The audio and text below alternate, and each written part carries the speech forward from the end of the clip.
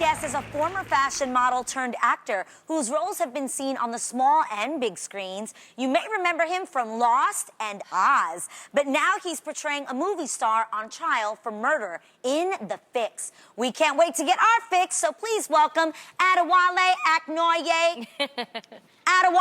Akinnuoye-Agbaje. Yeah.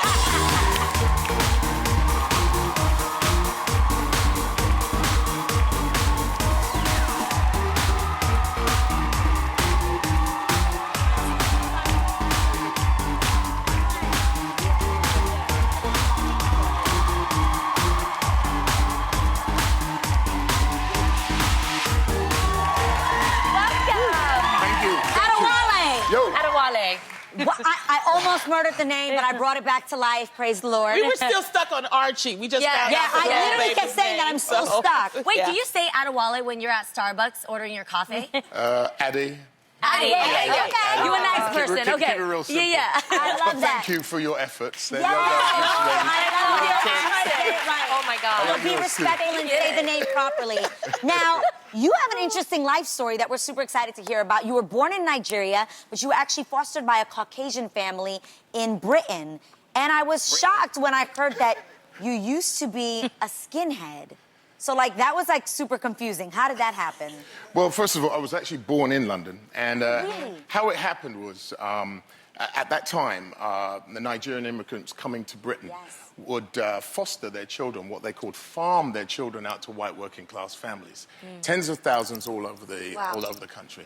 I was one of those children that was fostered to a white couple in the southeast of England, a notorious area that really had a huge backlash against the immigrant influx. And that backlash manifested in a skinhead subculture. So where we were placed was the first time they'd ever seen black children. And so every single day I'd go out just up the street, I was terrorized by skinheads. And so my foster father, who was a truck driver, was in the army. He basically said, look, this is how it's going to be for you. He said, if you go out there and fight them or you take a beating from me. And so essentially he just said, go out there, pick up a brick and hit them back. And he pushed me out at 9 years old and just shut the door.